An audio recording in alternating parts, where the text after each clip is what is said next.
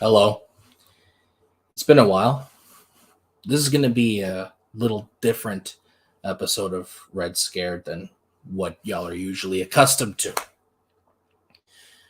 There's a lot of hate going on right now in the southern US in particular, and it's caught a lot of people by surprise for some reason, but a lot of people it hasn't caught by surprise. And those people being the people that are hurting right now. Unless you've been living under a rock, you'll be aware that in Florida, Texas, Idaho, Iowa, states across the southern U.S. are passing very homophobic and transphobic legislation. There are no words to describe the depravity and the evil and the cruelty that these bills are filled with, that they want to inflict on the people they don't like. So, I am going to share with you some clips of what we're going to be talking about tonight. So please bear with me for one moment.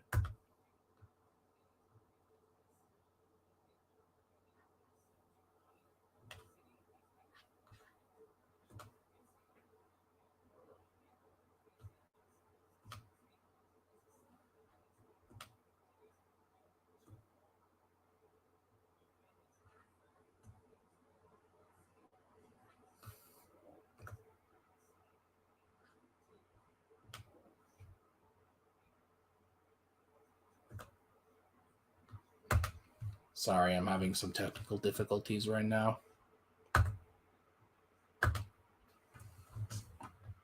Here we go.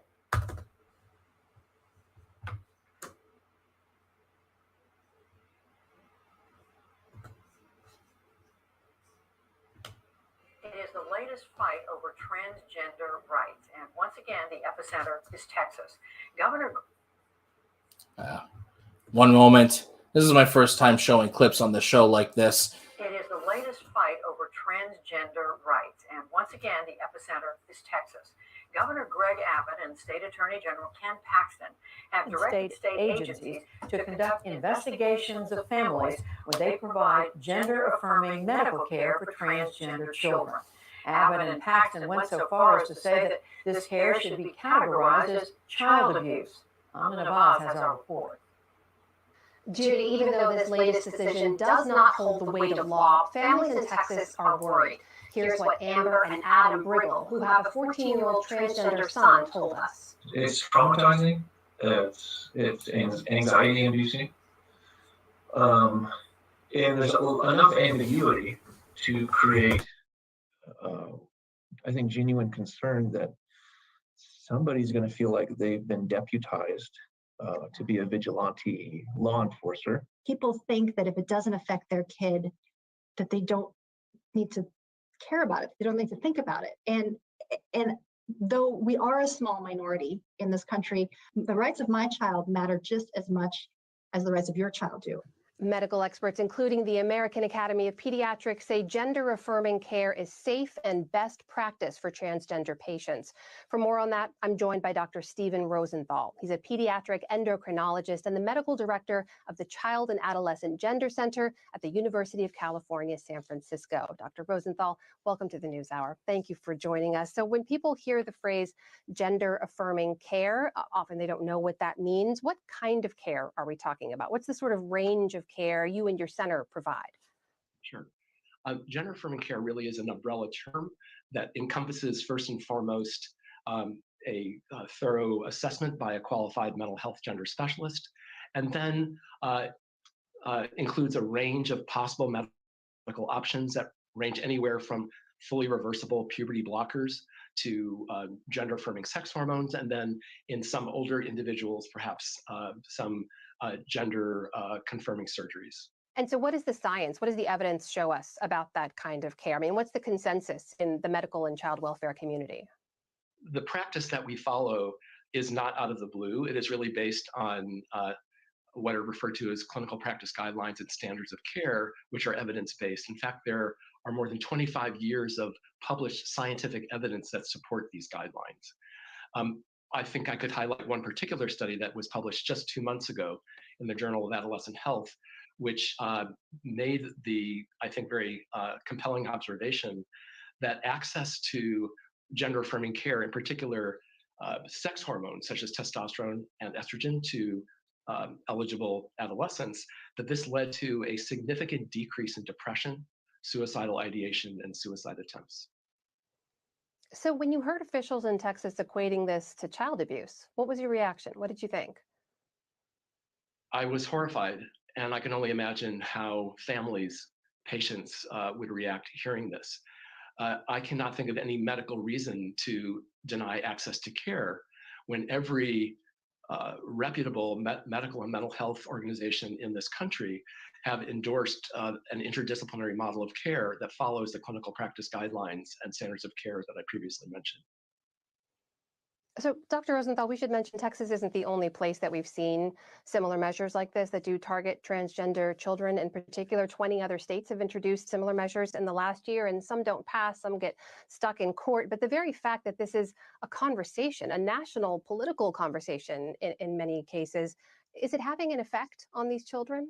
It's unquestionable that this is having an effect on children, feeling that people who, look, these are very complicated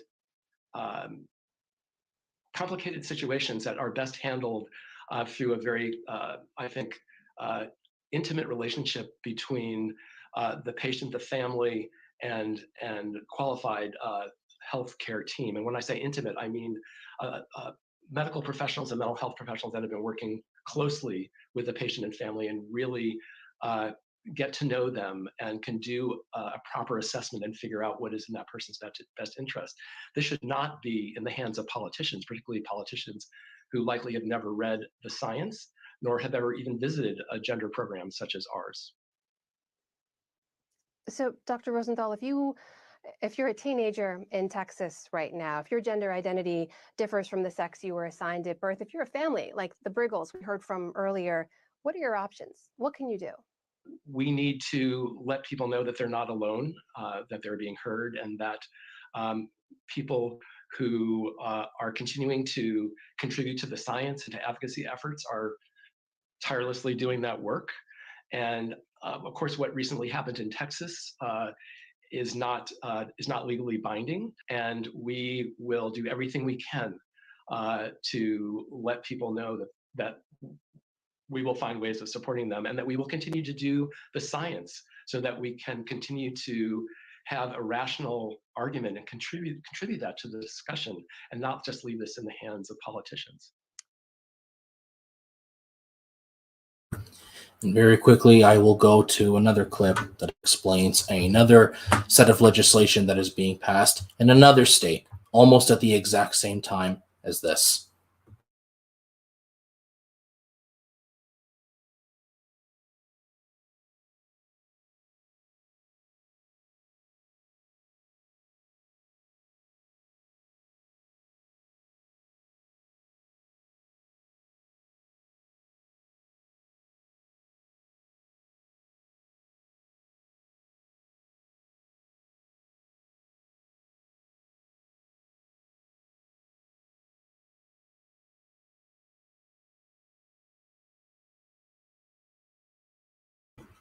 If there is an echo or there is no audio, somebody please let me know.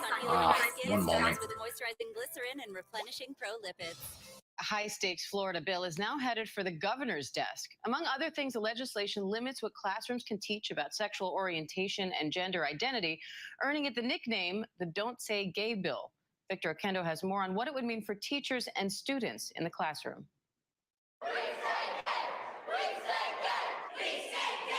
This morning, the Parental Rights in Education bill, which has gained national attention, sparking statewide protests and student walkouts, heading to the desk of Governor Ron DeSantis, who's expected to sign it into law. And we're going to make sure that parents are able to send their kid to kindergarten without having some of this stuff injected into their school curriculum.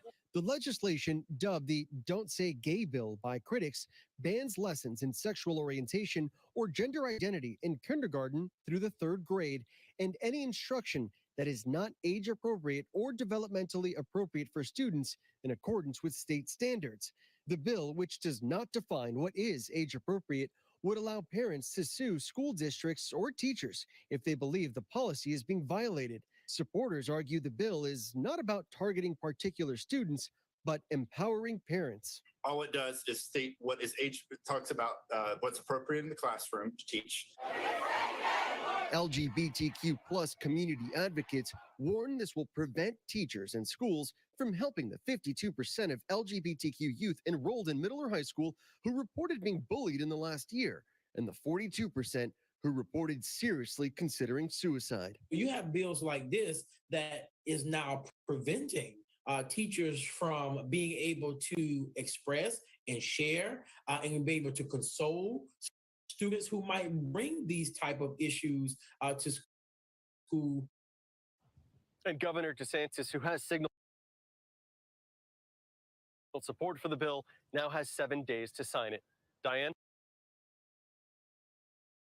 Apologies for the buffering.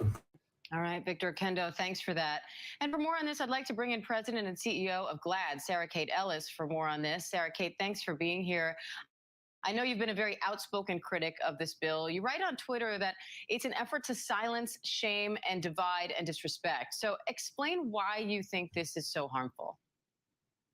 Good morning. Thank you for having me. I just want to say, not only am I the president of GLAAD, I'm gay, and I have 2 kids who are 13. I have twin 13-year-olds. So this is very personal for me.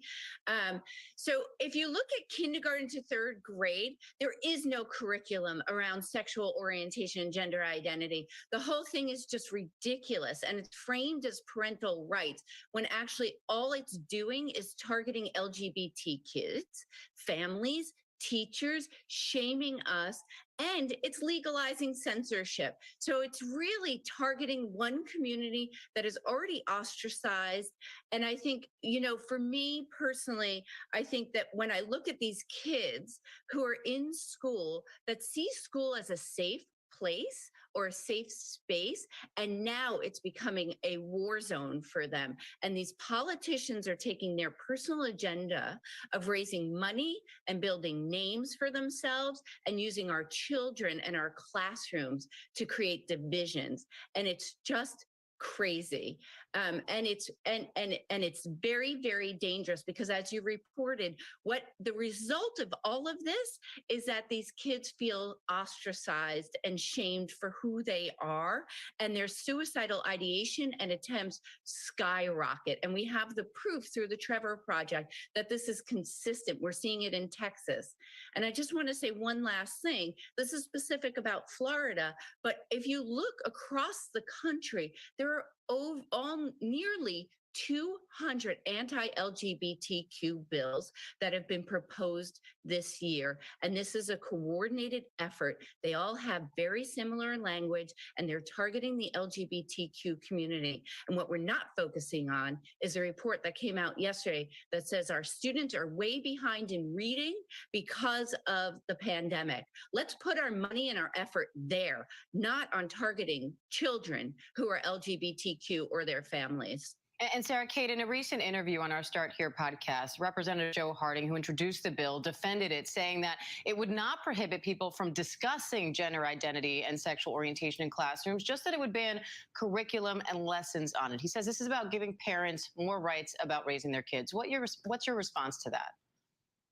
I want him to show me one curriculum that includes sexual education in kindergarten to 3rd grade. It just doesn't exist, having had kindergarten to 3rd grade kids. And I think this is a Trojan horse. Why are we even discussing this? It's not a curriculum agenda item. They're creating a solution to a problem that doesn't exist, and they're creating problems for a lot of people. And what this does at the end of the day is politicize LGBTQ people who just want to go to school, learn how to read and write, and every now and then want to see their families represented as well. I will tell you, having 2 children, my kids' favorite book book when they were little was Mommy and Me. And that was the only book that existed that showcased their family. And they saw themselves in that because they live in a world that is primarily straight, heterosexual, cis. And for once, they saw themselves in the book. And that made them feel like they belong. And is that a terrible thing? And Sarah, I want to move on to, because I'm running out of time with you. The Walt Disney Company, the parent company of ABC News, received some backlash for donating to some Florida state politicians that are sponsoring the bill. In an internal note to employees, the CEO says the entire leadership team unequivocally stands in support of LGBTQ plus employees, their families, their communities, and we are committed to creating a more inclusive company and world. Now, Disney is just one of several companies who are criticized for not doing enough related to this legislation. So what do advocates want to see from companies on this? So I will say kudos to the Disney employees because they've been leading the way on this and leading the charge. And what we want to see is actually corporates leading the charge and it not be a bottom up leadership where it's a top down leadership and are setting the pace for this.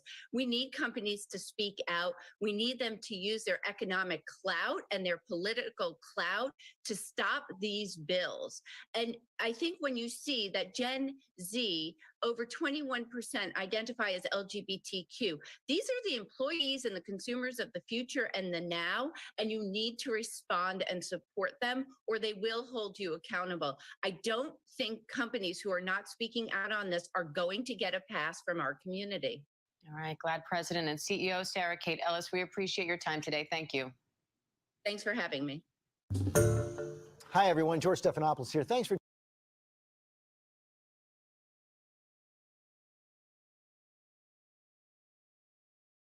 one moment.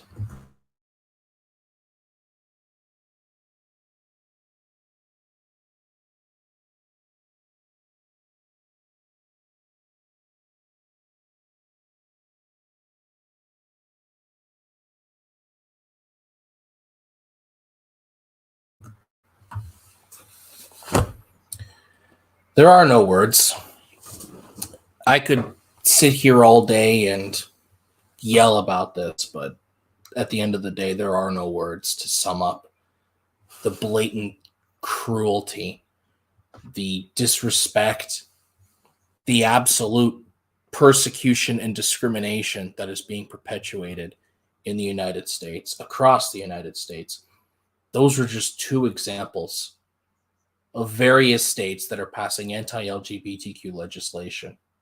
200 pieces of legislation being proposed as of the last year.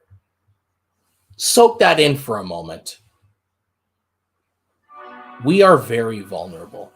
We are at the mercy of our oppressors, more now than we ever have been. We have fallen so far since Stonewall.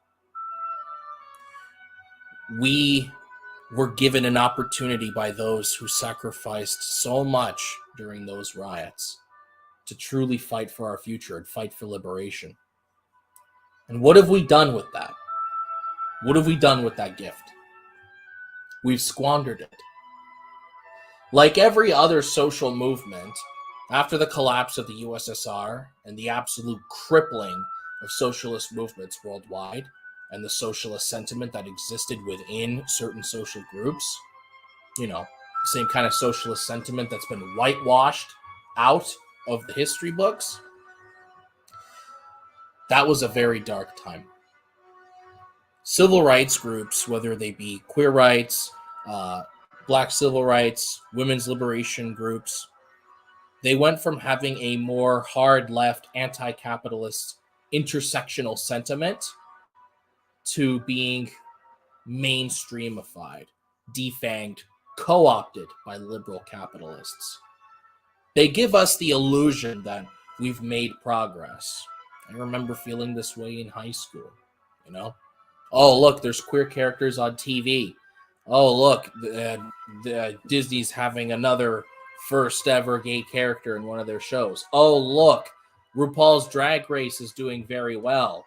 Oh, look, there's a trans person on a billboard for Sephora.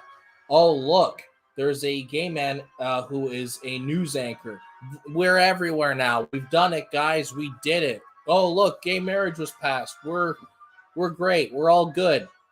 Nope. We are not safe. Not even fucking close. In fact, we are fucked. Look at our community now. I have not seen a more weak and just utterly defenseless movement.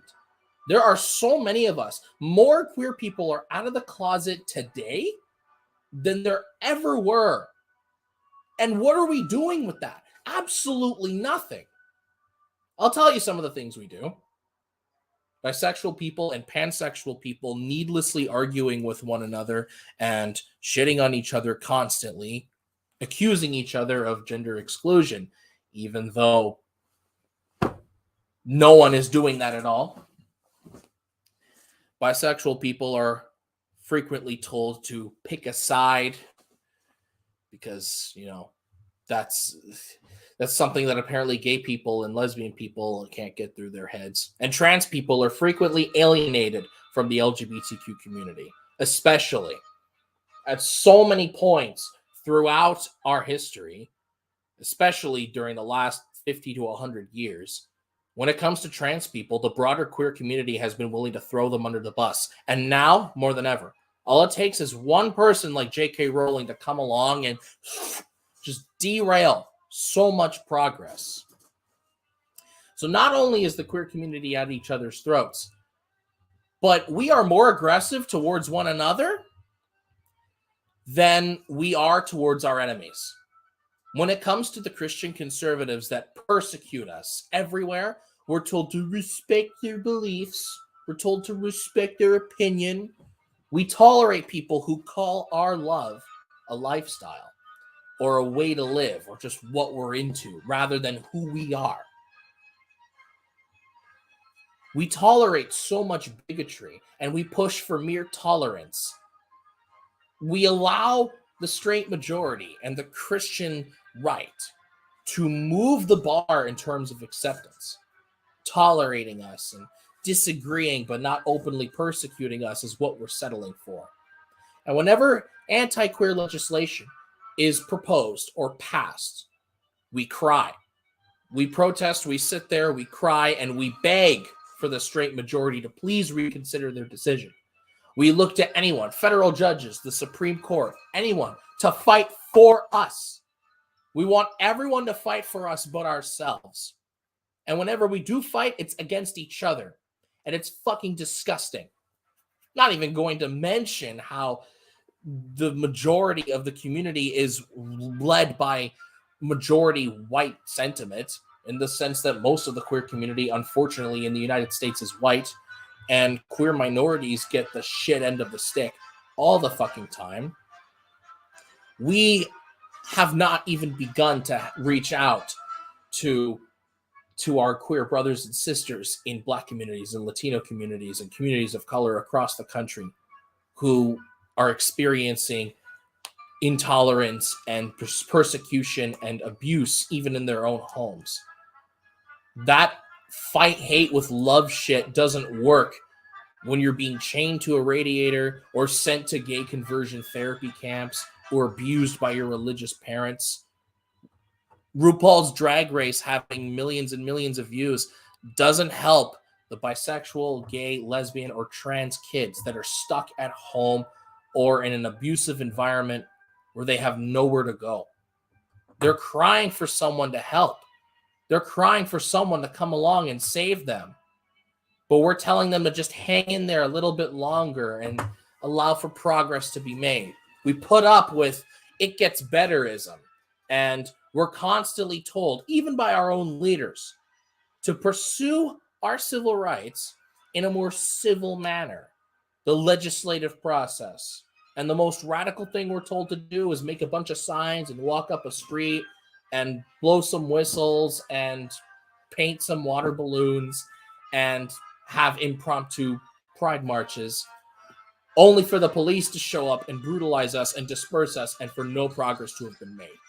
Your complicity is rewarded with nothing but death. Let me be perfectly clear to all of you right now. These bills being passed are not a result of just boomers. They're not a result of people being old and out of touch and just not caught up with the times, like certain leaders in our community may lead us to believe. This is intentional. Their intent is to rack up the suicide rate as much as possible. Their intention is to increase violence against queer people as much as possible because these people are sick. Fascists don't think logically. They think irrationally. They hold on to gripes and prejudices and misconceptions, and they dial them up to 11. And they borderline get off on knowing that people are being hurt. It's disgusting. Why do we even entertain a debate with these people? Our community is in serious need of restructure. We are in serious need of changing up the way we do things. We must break free from our pacifistic liberal shells and embrace more intersectional, anti-establishment, radical solutions. Instead of waiting for cis straight people to create the spaces that we need to survive. Instead of putting up with the people who hate us. Instead of doing all that shit, we have to fight back. We have to mobilize. And there are enough of us that we can do it. And because of how horrible queer people have it in the United States of America, you can get a lot of people to be on board with this because when people are suffering, they look for a way out. If you provide that way out, then that means you've achieved the mantle of leadership within your community. But no, our leaders don't want to do that.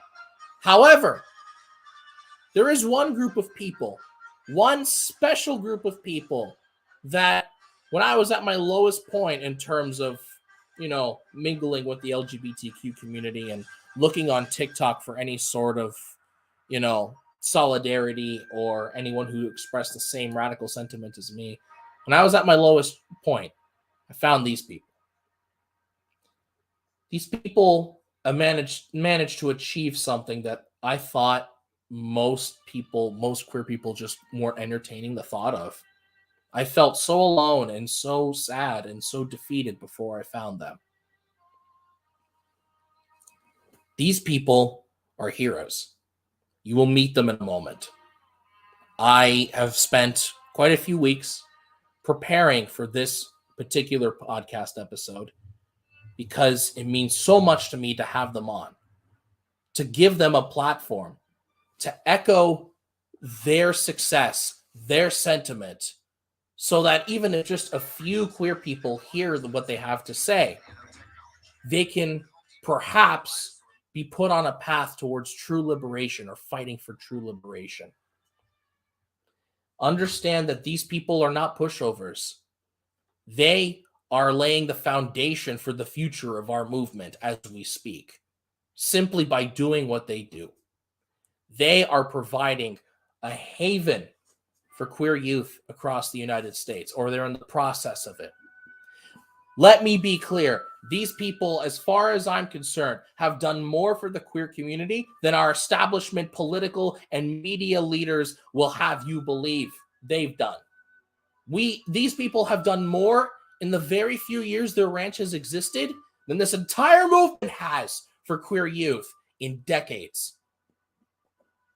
They deserve all the praise in the world and all the salutes and all the help they can get. And I'm very happy to have them on tonight. So please, ladies and gentlemen, boys, gals, non-binary pals, everyone on the spectrum, please welcome these people because, my God, they deserve a hero's welcome. Allow me to introduce the Tenacious Unicorn Ranch, the founder of the Tenacious Unicorn Ranch, Penny and Jay. Please give them a warm round of applause. Here they are. Hello. Oh, sorry. Hello, you two. How you guys doing today? We're doing good. Toby says hello as well. Hello. We're doing good. How are you? I'm doing very good. I'm doing very good now that I see you guys. My God, it is an honor to have you guys on. For anybody who doesn't know, these people on my screen right now, they are absolute fucking legends. All right, they are absolute badass legends. Now that I've gone through the intro of the show, I will finally be able to say, please introduce yourselves to the audience. Explain yourselves. Explain what you're about. Just give us a good old, who are you guys? Sure. Yeah, I'm Jay. I use she, they pronouns. Either is fine. I'm sort of the permaculturalist here. Also, help with security and things like that. And we wear a lot of different hats because when you live on a ranch in the middle of nowhere, you just have to. Like, there's A lot of different jobs. a lot of different jobs. Yeah, that's me. I'm Penny. I'm the founder of Tenacious Unicorn Ranch. I kind of run day-to-day operations and keep things rolling in a semi-coherent direction. And that's my pronouns are she, her, and that's what I do, really. That's my day-to-day. So now that the audience knows kind of who you guys are, what are you guys about? What is the Tenacious Unicorn Ranch? Well, the Tenacious Unicorn Ranch is an anarchist queer haven alpaca ranch. We have 200 head of alpaca. We have about 40 sheep and then other various animals. So we're a fully functioning ranch. We shear every year and we sell our product. And we are also a haven for queer folk. Our mission is to provide an anarchistic space for queer people to thrive. And that takes on a lot of different forms, that shows up in a lot of different ways. But at the end of the day, really that's what we're here for, is to provide a forward-moving space for queer folk. Especially in mind with future current climate collapse and social upheaval and right-wing resurgence of fascist ideas, etc. So, what is your product, if I may ask? Because you guys have a very large ranch, you own a large collection of animals.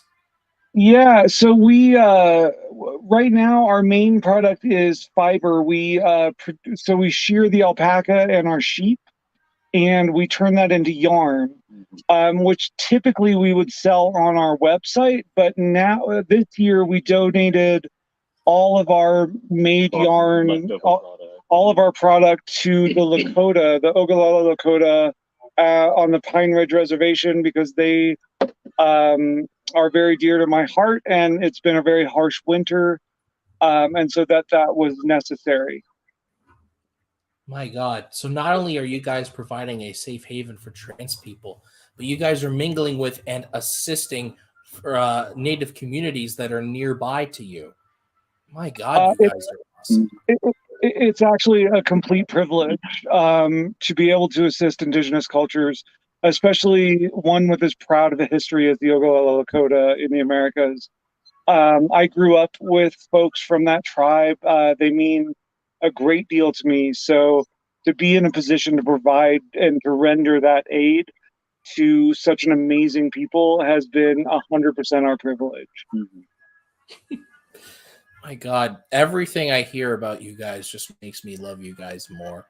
Now, I would like to quickly hear your guys' take on what is happening in the southern U.S., because I'll see the same thing spouted out by queer leadership. It's just, well, it's an outrage. This is an attack on our rights. This is, we're supposed to be progressive, a democracy, and all this kind of stuff. And a lot of people just view this as just a bunch of old, out-of-touch conservatives not knowing what they're doing because they haven't caught up with they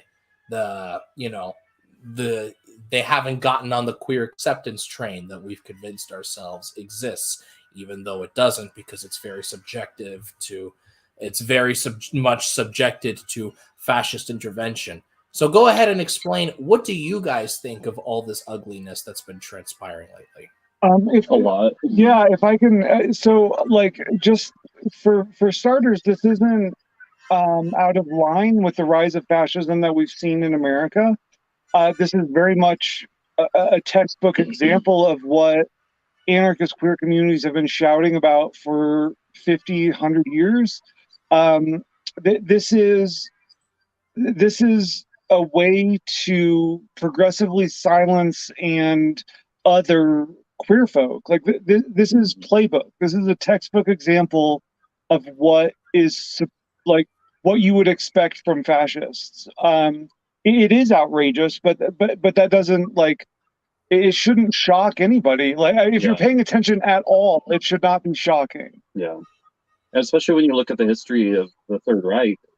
With Magnus Hirschfeld and the sexual vision shaft or whatever they called it, which was like basically the first modern science attempt at providing HRT, and that was the books that were burned. That was the building that was burned. All those famous pictures of book burnings from World War II. That was all sexology. That was all books about trans people and queer folk. That is what they went for first. This is the canary dying in the coal mine, and once again not being paid attention to. I think that progressives or liberals will try to couch it in an us or them scenario, whereas I don't know, like if you're aware at all, like of course this is what they're doing. Like I mean, they're fascists. Fuck, like this is what they do. Yeah, and also the idea that like the leaders in the movement who have been given legitimacy by this system that leads to fascism, as if they'd give us any actual good advice or would actually be beneficial or effective in responding to that threat, is ridiculous. Like they're never going to, because they're in the wrong framework. Because they are being coddled by the system already. They bought into it. They don't know the edge cases where the poor people and the queer people of color, what their experience is like they're never going to actually understand that. So I completely agree. And on that topic, very quickly, when I was in high school, whenever a queer person tried to talk about the impact that the Nazi Germany had on trans people and gay people and lesbians and queer people in general, a lot of people would get mad at them because it's like, oh, everyone knows that the Holocaust was mainly aimed towards Jews. And how could you compare what you're going through to what Hitler did with the Jews? Because look at all these pictures of ovens and gas chambers and stuff. Are you saying that you're going through this too? You're disgusting. And they miss the whole point, because that is the end result of everything that came before. And a lot of people don't like to talk about the fact that a lot of the books that were burnt were very sexually progressive and very progressive in terms of exploring gender. And like you said, research on what would have been the first attempts of HRT. And another thing that was burned was a film about two gay men, a black and white film that was filmed, I believe, in 1929. I could be wrong. I can't remember the name of the film. And it was burned along with all the books. And liberals convince us that progress is permanent. But no, it's not, because as capitalism regresses, moderate, boring, same old conventional politicians become obsolete. Their policies become worthless and their rhetoric becomes more and more garbage. Like, people always don't trust the government, but they especially don't trust them when the economy is going into the shit. And when that happens, political radicalization for both the left and the right starts to increase. Unfortunately, this is the United States, where the right has an advantage because they were persecuted for the entirety of the Red Scare. But now it's led to this, because fascism is growing and growing and growing and growing. And while the resistance to it is somewhat strong, it's not strong enough to take power away from the right. And progress can easily be erased overnight. Well, we're watching it. We're watching it live, which is a luxury we've never had before. I don't know that it's better, but we are watching. We're watching the effort on a minute by minute ticker now. Like this isn't the first year that 200, 300, 400 bills, very personal anti-trans and gay bills have been posed inside of state legislatures. This has been going on since midterm Trump, I guess. And they're starting to win. These bills are starting to pass. Governors are starting to sign this. You're starting to hear rhetoric from the political body that we thought we stomped out in the 80s. It is resurged. It is coming back with a venom that we haven't seen since the Reichstag, like since Germany. You know, not to overuse that metaphor, right? Because I think that we fall into that, like compare it to Germany really quick. But it's the most virulent, egregious form of fascism that we have to show, and it is it's sickening how textbook fascist all of this is. Yeah, and how much, like, you know, people always say if you don't learn history, you're doomed to repeat it. But plenty of people have learned this history. Yeah.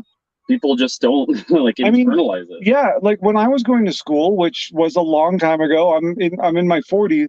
The AIDS pandemic was was destroying the gay community, and as we started to recover from that, people stopped talking about it, as if we were just like supposed to give up our history and forget that the government just let us fucking die. Like, just let us fucking die.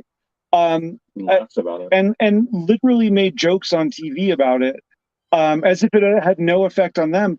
And I think that, like, that is the insidiousness of fascism. It makes you, it demands that you forget so that they can move on and do these same things over and over and over again. And there's a weird, like, parasitic relationship it has to capitalism with that too. Yeah. At the heart of it, of course, is the virus that is capitalism, and that's, you know, that's a whole different, like, Yeah. Fascism is capitalism in decay. That's why fascism hopes that capitalism eventually collapses so that it can take hold and exterminate everyone they see as other, everyone they see as, well, not someone they prefer. And, well, I slightly disagree on the whole learning history, doomed to repeat it. We've already learned the history, because a lot of this history is very much whitewashed. It's very much cleansed. You're not wrong. Yeah. Those that have, like, they don't teach you about Fred Ham. Yeah, it isn't that the schools will teach you, but that history is available in a way that, like, as an 80s baby, I can tell you it wasn't. You know what I mean? Like, if you have a passion, you can go learn this history, but the government's never going to tell you this. I agree. The state is not going to give you the tools to overthrow them. Exactly. Yeah, exactly. And we need to understand, all of us, I will echo this on every single show, the state does not exist to keep everything going smoothly. The state exists to serve the interests of private corporations. That's what it has always done, and that's what it will continue to do until, well, it can't sustain itself anymore. Because private interest groups will milk the country dry, and people in their desperation will turn to radical political ideologies. And this, if people had just told me in high school that, hey, when the economy goes to shit, that's when radical political ideologies rise, that's when you get fascism. If someone had told me that, I would have been looking for the warning signs of fascism a long time ago. But here I was thinking that, I just have to be willing to catch some sicko with a microphone screaming some stuff at a crowd. And when Donald Trump came around, I was like, oh, there's the fascism. So all we need to do is oppose it all we want. Yeah. But unfortunately, Trump's gone. He's been gone for 2 years. And the seeds of fascism have been sown anyway. It's almost as if it wasn't going to be Trump, it was going to be somebody else. It's almost as if it wasn't going to be Hitler, it was going to be someone else. If it wasn't going to be Putin, it was going to be someone else. These are movements. This is the natural life cycle of capitalism. The one man theory, like the great man theory. The great man theory doesn't hold water It just doesn't hold water when presented in real life. Like it can take one man in the right moment and all of those things, but it's a whole build up behind that person. Variables. Yeah, it's having, in order to defeat something like this, you have to see the roots, not the flower. And that is, we have not been taught those skills. Yeah. People in this day and age have not been taught those skills.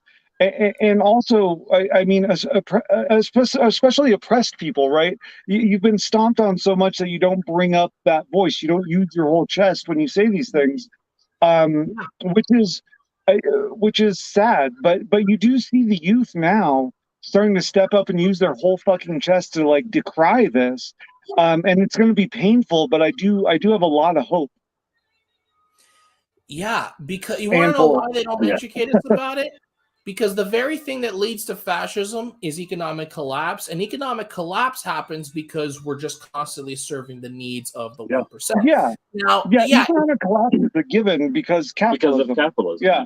Yeah, if the state, if politicians allowed children to learn that the system they uphold is what leads to fascism, they'd be out of the fucking job. And it's something that we burn down the body political tomorrow. Like, it would. And well, it kind of frustrates me that leftists don't try to reach out to school children and teenagers more in high school, because if there's any demographic that would be anti-establishment and prone to rebellion for any fucking reason, it's teenagers. You may as well try to aim that in a positive direction. But we don't try to do that. We just look for very depressed adults. But I radicalize my kids. Well, like when you're queer or when you're trans or when you're bisexual or when you're any of these things, the discrimination, the persecution that you experience from such a young age comes from so many different angles, so extremely intensely. And at some point, you lose faith in conventional means of fighting back. We're told that as long as we keep having pride parades, as long as Disney keeps putting out queer background characters in their animation, as long as, queer celebrities keep making the rounds in media, as long as makeup companies keep shilling out trans people as, the people that show up on their billboards and promote their products, we keep thinking that the conventional, peaceful ways of doing things are going to secure our progress. But all of this shit can be erased tomorrow with just a few strokes of pen. And the true foundation for liberation comes not from that, but from militancy. The first pride, like you guys said, was a riot. It was a fucking riot. And then here we are condemning people who riot. It's fucking disgusting. Yeah, it's a part of the historical revision. Like teaching that Martin Luther King Jr. was only about peace. I think that true, like the essence of being queer is the ability to be the brick throwers. And I think that we give up some of that power sometimes, and we forget ourselves when we look at the whitewashed, like cis heteronormative world. I think that we feel intimidated, but we forget our long history of being the ones that throw the fucking bricks, being the ones that turn over the cop cars first, and then everybody else follows. We have a long, rich history as queer folk of leading these charges, even when it kills us. You know what I mean? And that is the fires that we're starting to see get lit. And that is why all of the mainstream representation is holding fire extinguishers, because they don't want to collapse the industry that is holding them up. But we just have to find our roots. We have to rediscover that we're the ones that throw the Molotovs. And that is where liberation will come from.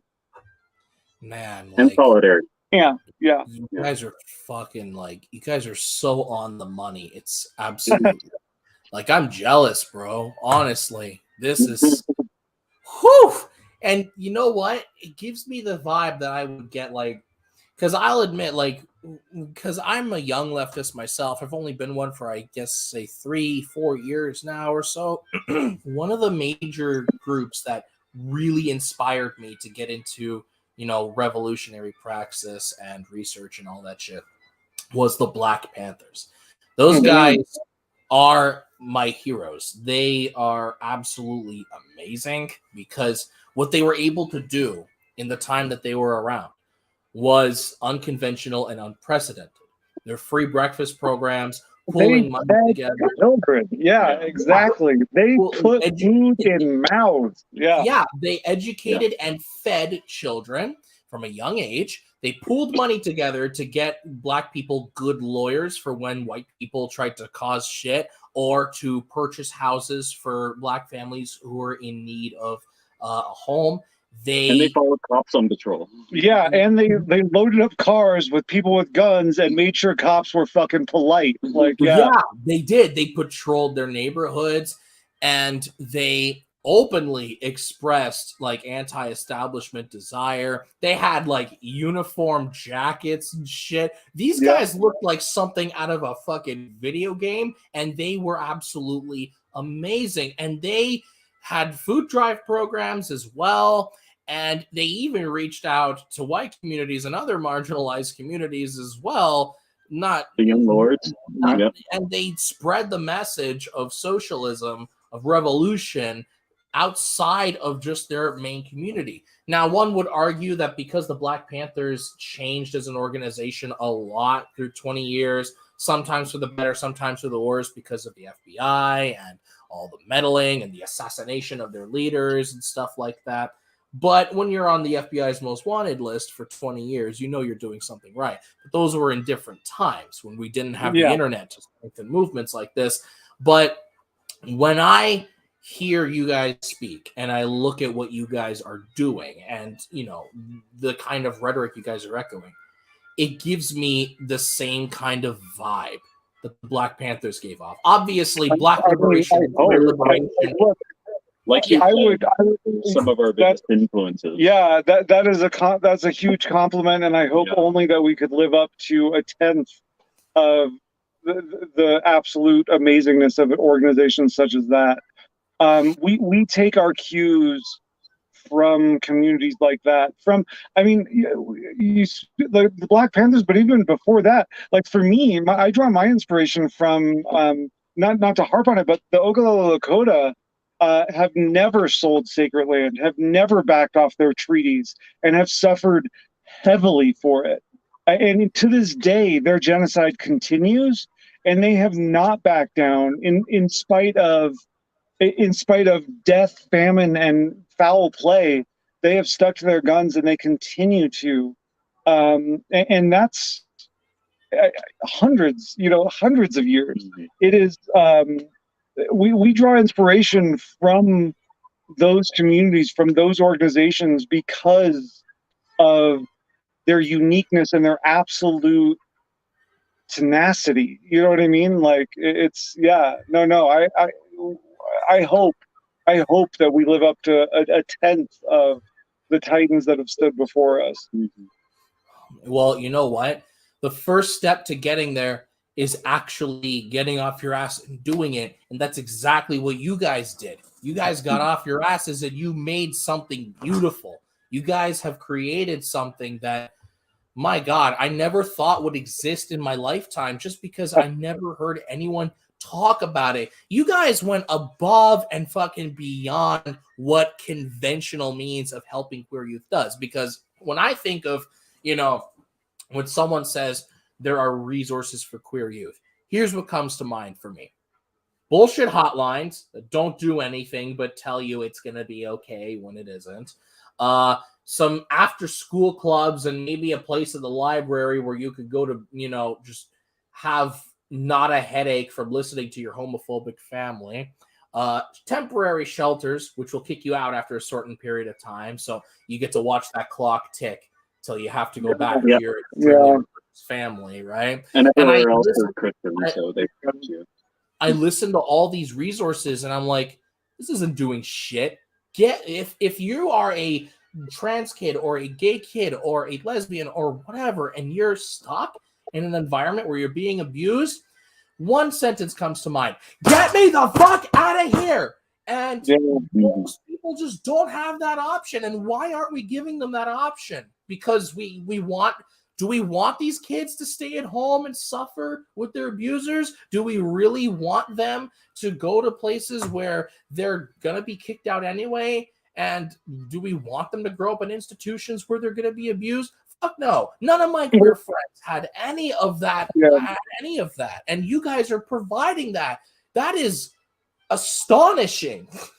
Well, we're getting there. Yeah, it's an uphill battle, because also, you know, the dream is not only to provide haven, but then to also give people skills that they can take out into the world when they're ready to move on, when they're ready to move away, and to instill, to instill that grit and give people a walkaway skill. And yeah, it's a massive undertaking because there isn't a framework. There isn't anybody out there doing trying to build something like that. You know what I mean? Like we're still fledgling. We're still trying. We're still learning lessons. Capitalism, I gotta tell you, capitalism has fucked with people. There's a lot of deprogramming that has to happen before you can live in community, before you can even actually live in community, and it is rough. We've pulled in people literally off the street, and finding ways to get people back into functionality. Just functionality, like, you know, just being able to a healthy relationship with others, a healthy relationship with themselves, and to be able to exist inside of a broader community. It's been a struggle. Like I gotta tell you, like we are, I mean, for better or worse, we're frontlining the capitalism, you know, like we are, we're catching the backlash of what this system is actually doing to people, and it has been amazing at times and hard most of the time. But it's the most rewarding thing you could do. I don't know that I want to do anything else with my life, but like I'm here to tell you that capitalism is fucking people up, like just fucking people up.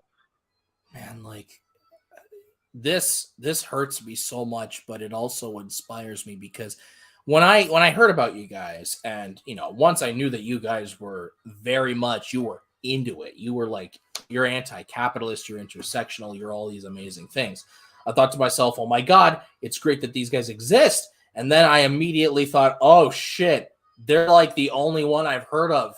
They're probably in this all alone. They don't have that many people.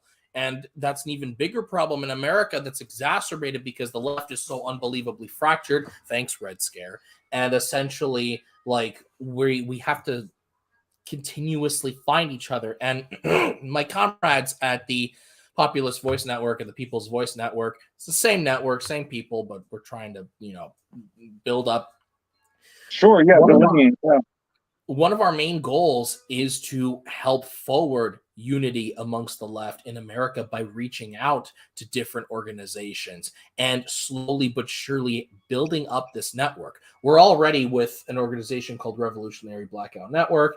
Like we're friends with them, we're cool with them.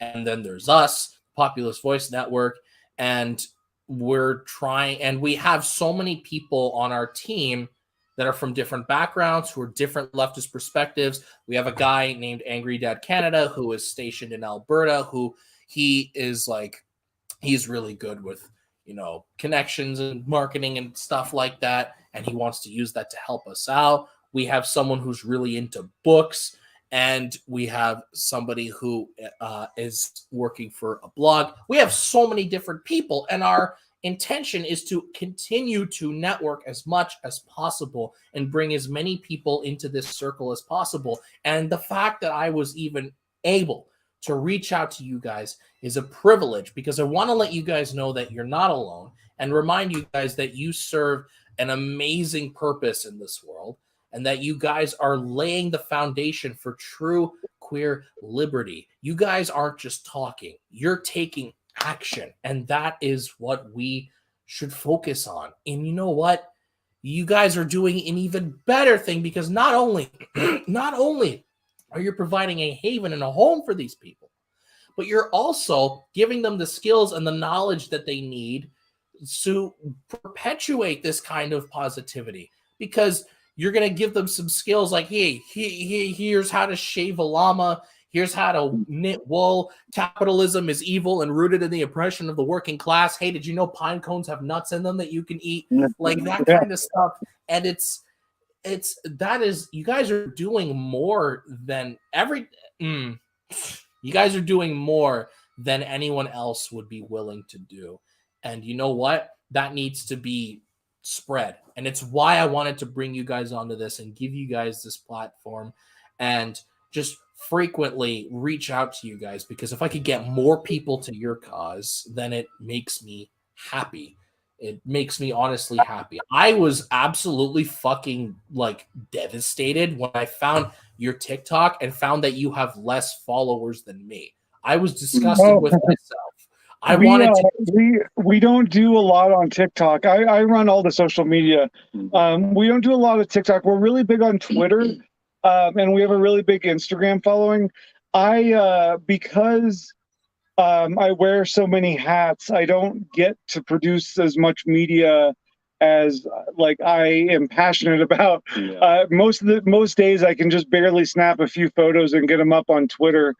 I really love TikTok as a platform, and so I do try to like put together some videos and throw them up there. But yeah, we're getting there on TikTok. Our Twitter is our main focus, just because it's easy for me to throw little blips out there. Oh my God, that's really nice to hear. And you know what? If you guys expand, TikTok is very special in terms of what it offers, because it's just a filming and editing system that is so stupidly easy. Even a moron like me could figure out how to use it. Same. Any thought you have off the top of your head that's anti-capitalist or intersectional or anything like that, you can just whip out your phone, say it, and put it out into the world. And if you abuse the hell out of the hashtags, you can get like a large amount of people to notice it. And because you guys are so like active on Twitter and Instagram, like that could be a big advantage too, if you want to siphon people over there. Oh my God. And it's, you know what? I can't put into words just how much potential you guys have. I do have a few more questions though. And one of those questions is, obviously you guys have had some run-ins with some far-right groups, some assholes who don't like the fact that you guys exist and are probably running better ranches than they are. So essentially you guys had to defend yourself a few times. And to my knowledge, thank God you guys haven't lost anybody, but you guys have come up. Yeah, no, we haven't lost anybody. We've definitely there's been some intense moments. It culminated last March in a fairly direct attack on the ranch. There was we did have a tussle, and then we also caught people on the property, and they were escorted off at gunpoint, and that kind of led us into a month of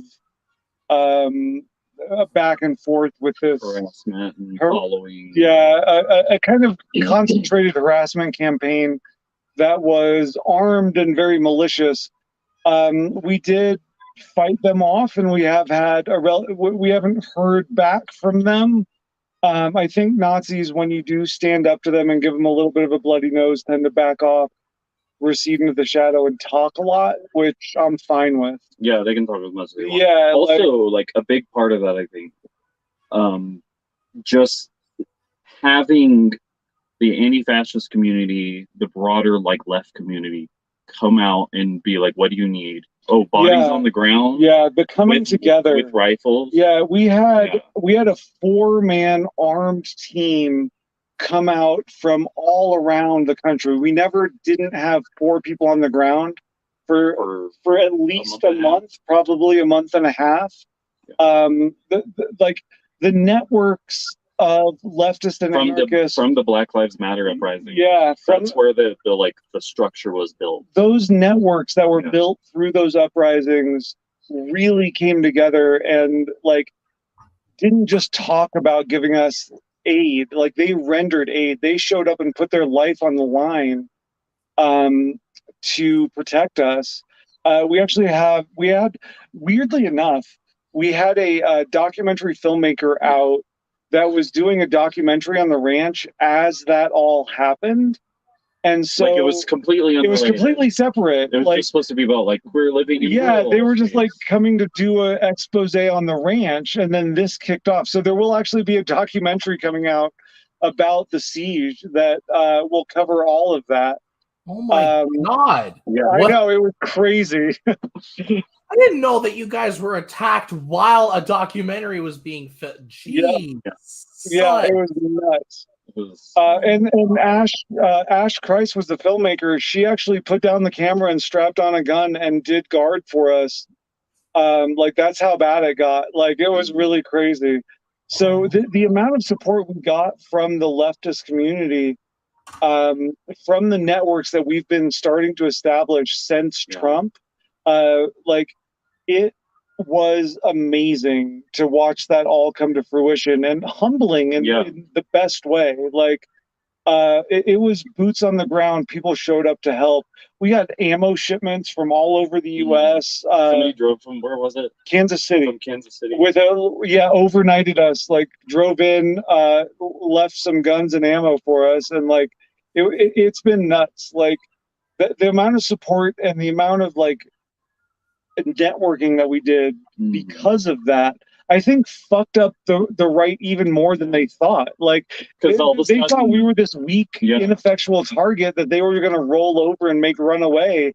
And then like all of a sudden we've got like drills happening. We've got like 4-man teams patrolling. Like, yeah, it was nuts. It was nuts. Wait, they're actually fighting back? That wasn't supposed to happen. Run away. Yeah. It's like their first inclination is to get the state to do their dirty work for them. Yeah. And it started. That doesn't work, that harassment campaign started with them calling in various police organizations and city organizations to try to shut us down. And when they realized that wasn't going to work, then they went to direct attack mode and got stonewalled by some very proficient people. And so it was just it was really everything that you could hope an event like that would be. It was deeply traumatic, don't get me wrong, but running night shift between the two of us for 2 weeks. We were on our own for about 2 weeks running. We had to run the ranch during the day, and then me and Jay were on guard all night. We had one AR-15 and then a hunting rifle, a bolt action hunting rifle. And we would just patrol all night. We would just patrol the fence line. It was nuts. So deeply traumatic. But then like the support we got through that and the community we found through that was not only humbling, but inspiring. My God. You guys have been through hell and back. It's horrific to hear this, but it's also inspiring to hear just how many people came to help you guys out. And that gives me a little bit of hope too. Yeah, it should. Yeah. There, good people are starting to muster, I'm going to drink a little. Sorry. Oh, that's all right. I'm drinking too. Water, but if anybody wants to join me, I'm drinking Bushmills, just so we know. Oh yeah. Get turned. Right. It's Saturday. Finally get some time off. We finally. How long has it been since your last attack? It's been a while, I assume. Well, there's been kind of continuation. There's been continuations. I mean, I probably solidly 3 months, I would say. We do have there's a contingent of people up here that like to make threats and then show up. They like threaten to kill our dogs. Yeah, we get drone flybys quite a bit, and then those pictures get posted to various hate sites. We had a little bit of an internal leak that we had to like look into and take care of. You know, the threats are pretty constant, but we're not unaware, and we're not. And it's not like the threat level has not It's increased. never. We haven't been shot at since March. Like, yeah. It is March. Or last March. Yeah, sorry. Oh, God, Jesus. Oh my God. Okay, well that's good. A year without being shot at is good. We count it as a win. Yeah. It's a win, but like, you guys shouldn't have to deal with that shit at all. But this is America. You know? Yeah, this is what the fall of capitalism looks like. This is, I mean, honestly, anymore, the perversion of the perversion of the American dream, right? Like, the American dream was always a perversion, but the perversion of that perversion means that we get shot at. Like, that's a pretty standard. That's part of this. That is pretty much any marginalized. Yeah, any marginalized group has gone through the same experience. We're not. I don't think that we are unique in that. If you look at, if you look at Black communities, if you look at Indigenous communities, if you look at Jewish communities, that threat is there constantly in this country, and not even like esoterically. Like, that threat is a clear and present danger constantly. We all have class 3A armor that stays by our bed at night in case we have to evacuate. That's part of our life. But you know what I mean? Like, yeah, I know what you mean. Like, I'm from Canada, right? One of the biggest misconceptions that the whole world has about us, and something that we Canadians contribute to, we're not nice. We're horrible fucking people. In 1991, I believe it was, we had a thing called the Oka crisis, where the Mohawk community, their land was going to be sold and converted to a fucking golf course. So to evict them, and they were like, no, you're not evicting us. And so the RCMP came by, who were the Mounties that we all love, and hold so near and dear. And they came out with guns, and they were like, so who are you going to evict? Go ahead and tell us. And the cops were like, nope. They turned around, and then they returned with the fucking Canadian armed forces. There were tanks and shit blocking off entire roads, and they thought they could intimidate the Mohawks into leaving. Keep in mind, this is all over a fucking golf course. So what do the Mohawks do? They put some cars and tires in their way. They strap bandanas on. They load up their guns, and they look like they're ready for the apocalypse, right? And they know they're outnumbered and outgunned, but they're like, yeah, what's up anyway? And when I learned about it, it was horrifying to read, but it was also inspiring to read, because the balls you got to pull that off is just absolutely insane. Yeah. Well, mysteriously after that, Canada's gun laws started tightening a lot more. And, you know, that's because armed minorities are harder to oppress. Exactly. Well, and that is also like, Indigenous people have been through their apocalypse. Yeah. So like, as we are going through, you know, this approach into, I mean, we're already in it, but climate collapse and the apocalypse, like, we have to look towards those communities for how to deal with this. Yeah, if you want to be resilient. And not in a way that puts the burden on them, but in a way that's like, we're going to empower you and lead. Have solidarity. Yeah, we were going to support you to lead. And that's really what we look at. Our material support for the Indigenous community is because they're the ones who know. You know what I mean? Like, they've already had everything taken forcefully, and they're still standing. And that in and of itself should tell you how fucking badass those people are. Like, and how fucked just the U.S. and the Canada. The U.S. government has no chance against Indigenous communities. Like, they will outlast everybody because they're amazing. Like, that's man. Like, and I want to let everyone know very quickly, for anyone who was on a cliffhanger, the Mohawks are okay. Their land has not been converted into Tiger Woods' backyard. But it is very important to stress just how much resistance against the state must be considered here. And another thing I want to address very quickly, the reason why I'm talking more about you guys and what you guys have done, what you've been through, and the sentiment that you guys are echoing, a lot of people expect me to tackle anti-queer legislation by picking it apart and debating it and fucking just pointing out the stupidity of it. I'm kind of done doing that shit. Yeah, we don't do that either. Yeah, I'm kind of done. Like at this point, like okay, I'll gladly have that conversation with people who are genuinely curious. Like, hey, this feels wrong, but could you tell me why it's as bad as you say it is? And I'll be like, okay, no problem. But this shouldn't be a fucking debate anymore. The fact that our rights are politicized because of the straight people who don't want to give them to us, not because we want it to be. We don't want it to be. My response to any legislation having to do with the queer community is fuck you. Like, I don't care if it's pro us or whatever, because that's going to come back and bite me. Like, I know what my fucking rights are because I'm a whole ass human and I'm a grown ass woman. Go fuck yourself. Like, straight up, I'm not going to explain shit. Go fuck yourself. Yeah. Like, yeah. And there's a certain point at which you just, like, everything else is a distraction. Yeah. Like Angela Davis says, you got to get to the roots. Yep.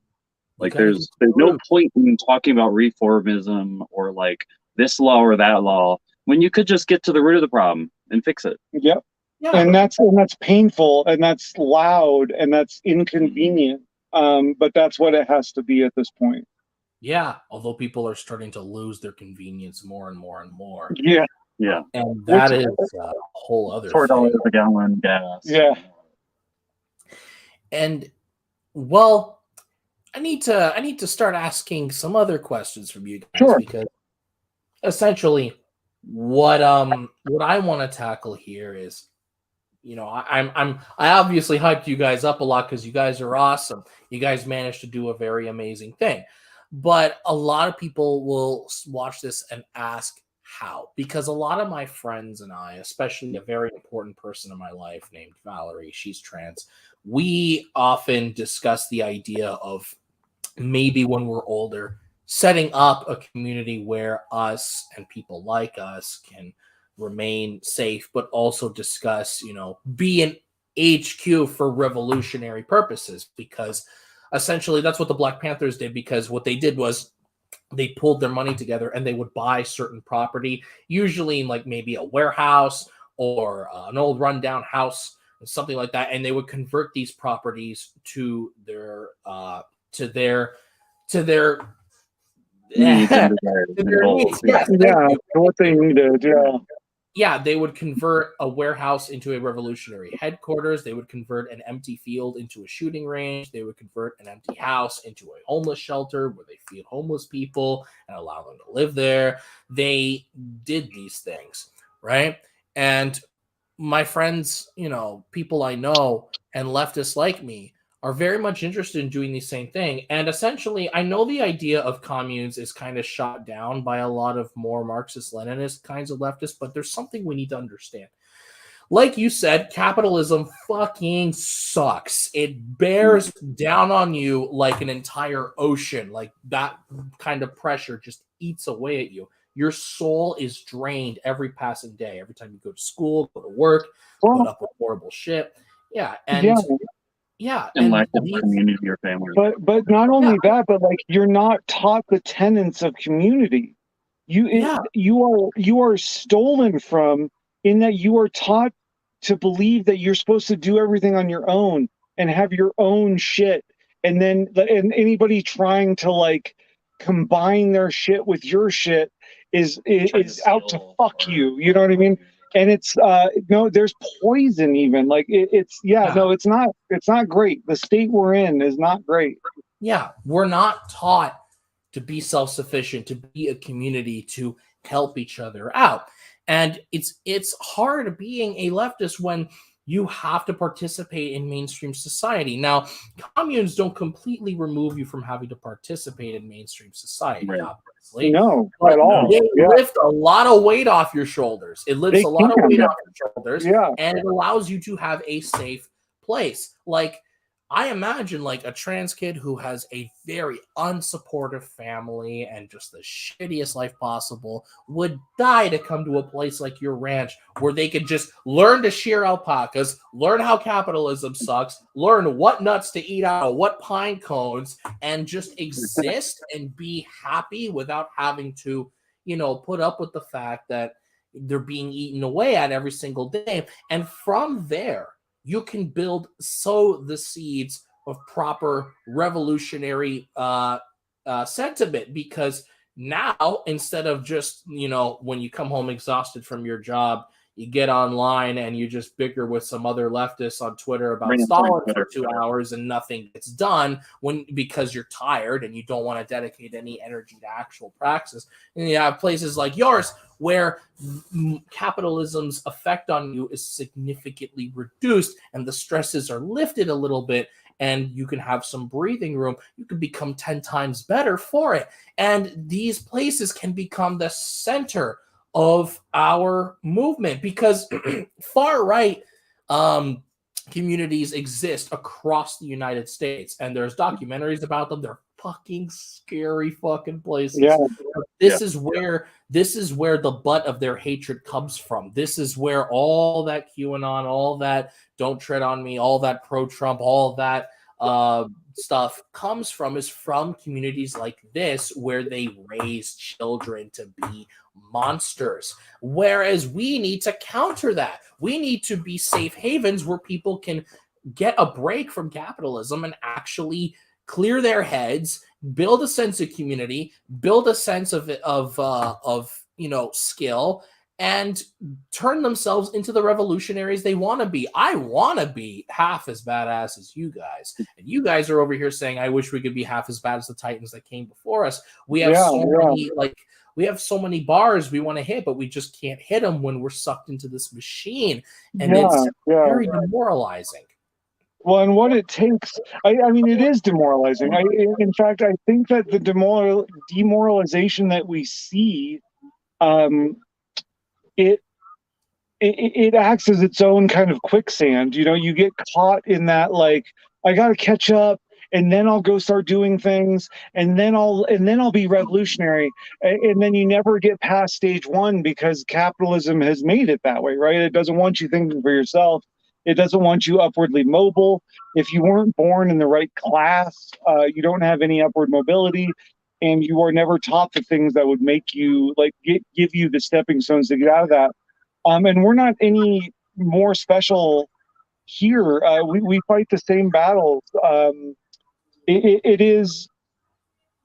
So what people don't really get looking inward, like looking from the outside in, is that escaping capitalism is 10 times more effort than living inside of capitalism.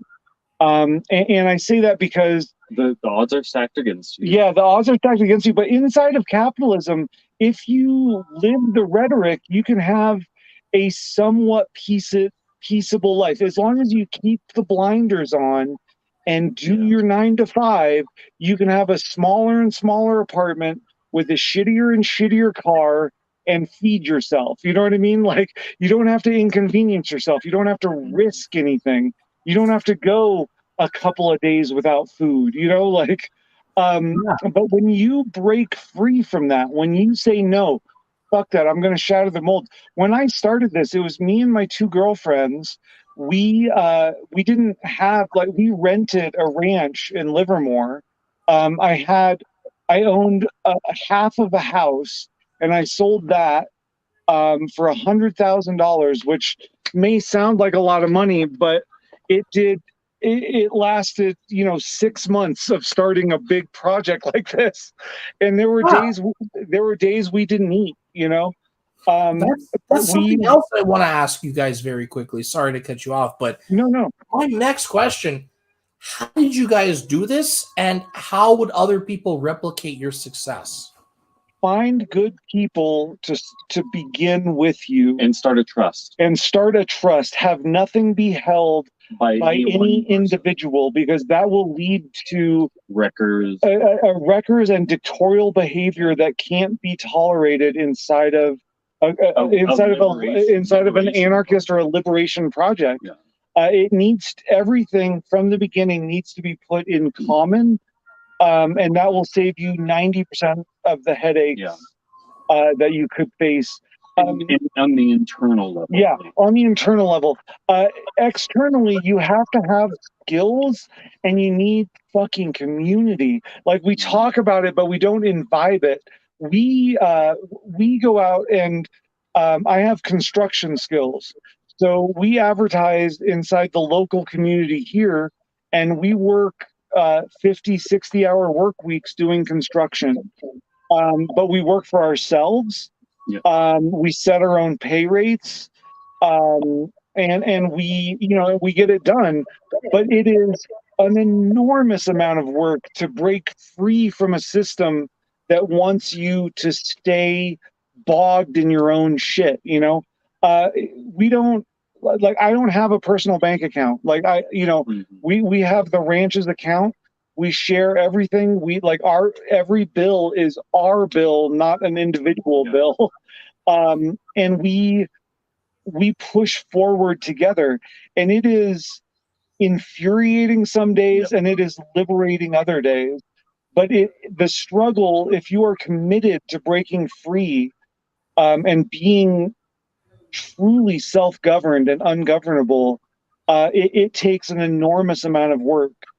And it takes dedication and reliance on those around you that we are not taught.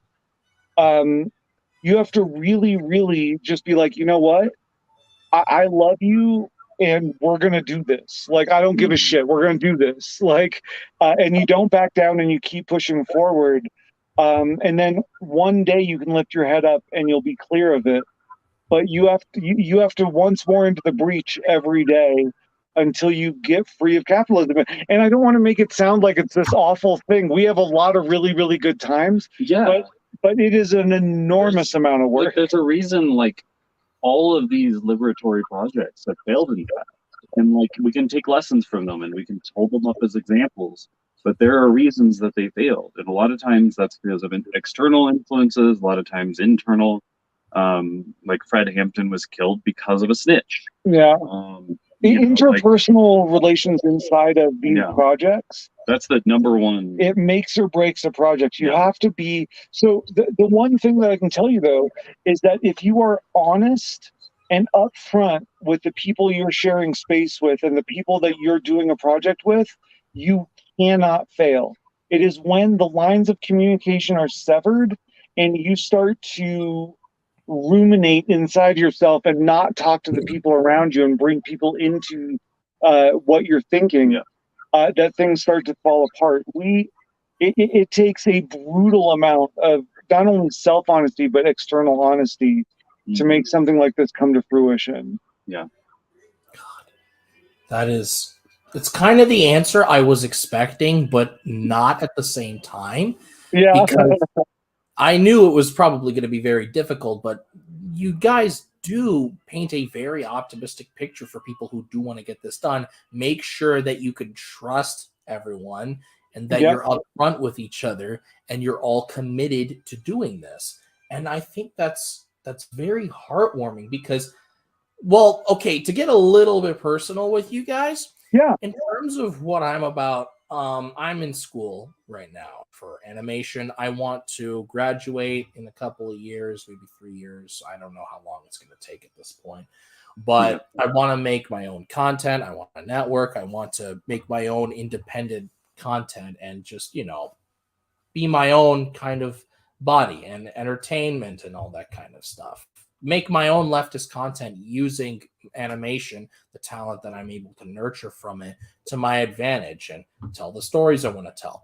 But one of the other things I want to do in my life, just as much as that, is perhaps one day, and I've resigned myself to thinking this is less realistic, but I've been changing my mind about it, is kind of doing something similar to what you guys are doing, maybe on a slightly smaller scale because I don't have any skills in ranching.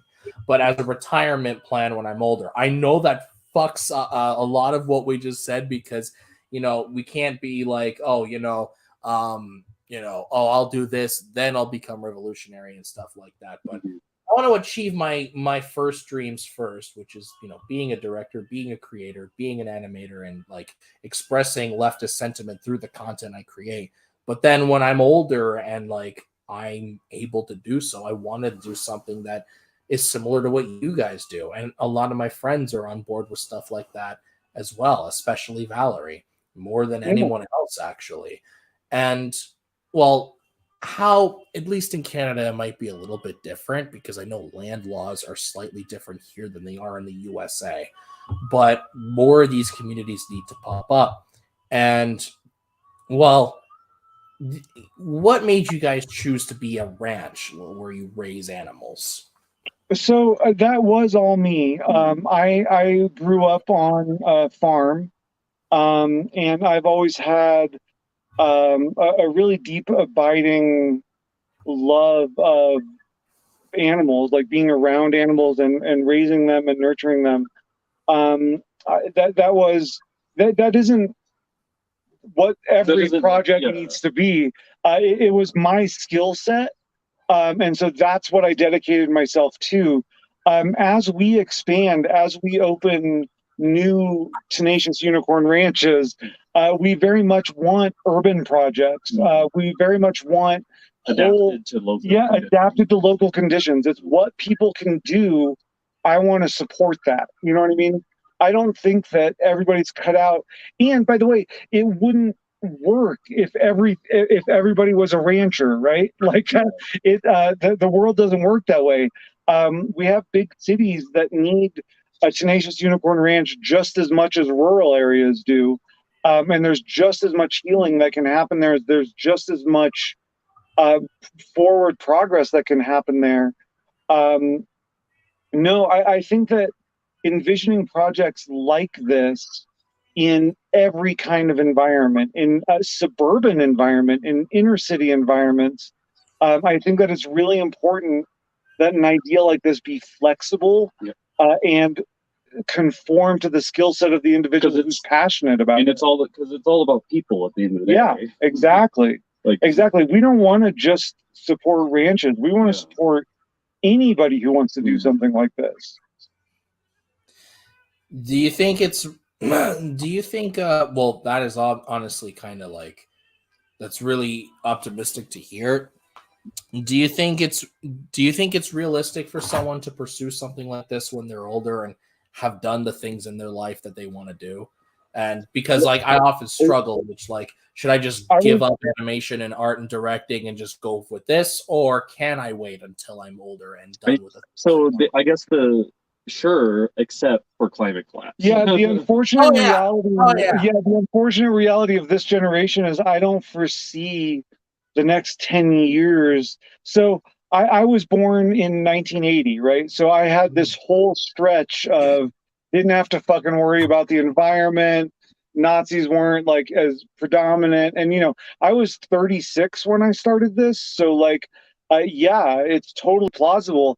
I don't think that there is enough time left on the clock, unfortunately. Yeah. And I have 2 kids, and so I say that with an incredibly heavy heart, that I don't think that people are going to be able to live out the dreams that they should be able to. So run it in parallel, Yeah.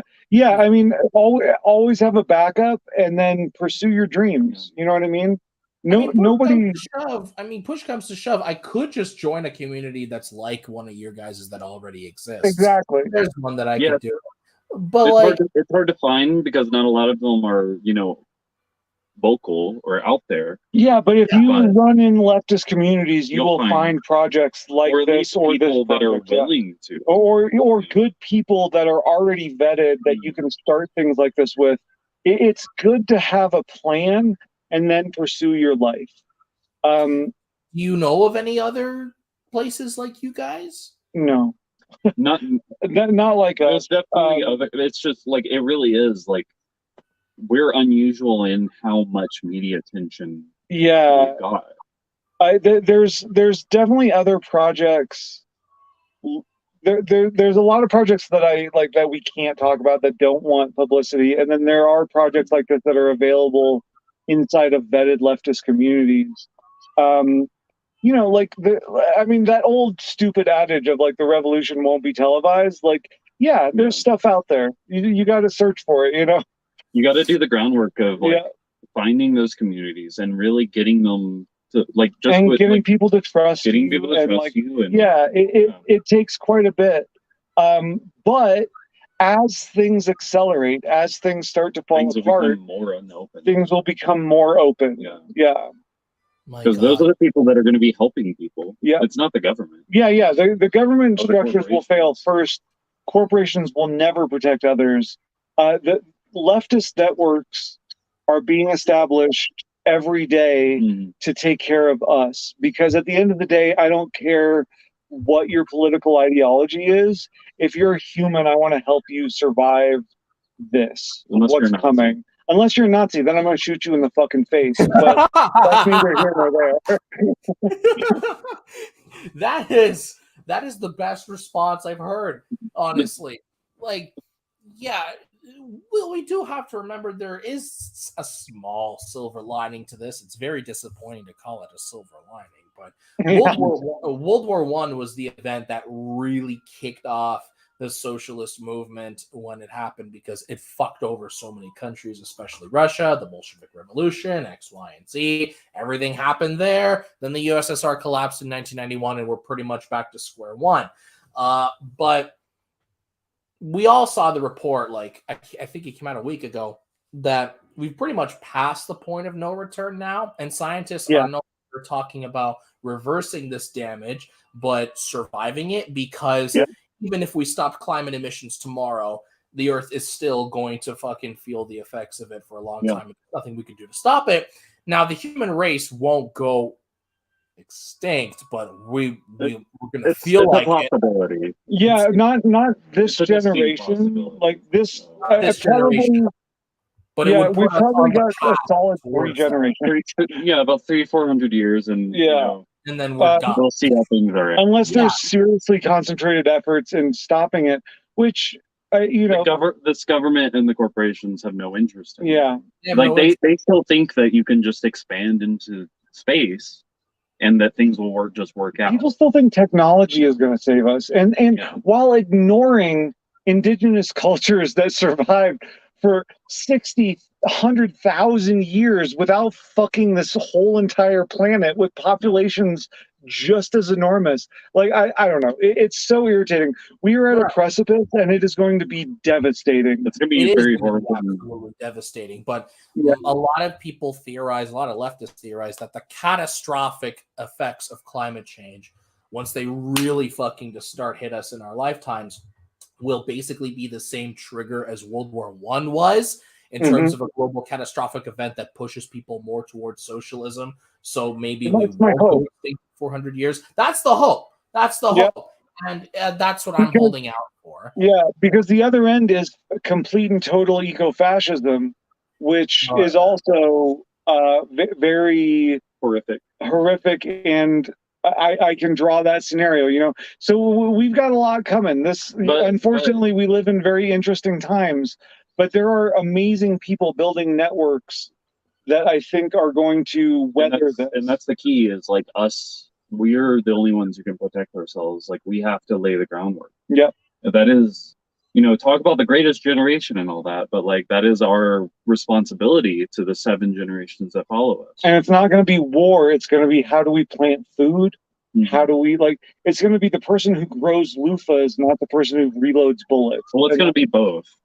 For a little while, But what brings us out of it isn't going to be bullets. It's going to be the people who know how to plant and build community. Conflict will always exist, but we need to understand that conflict has mainly been perpetuated by the powerful and the rich, and rather than people who just want to live in peace and defend themselves, right?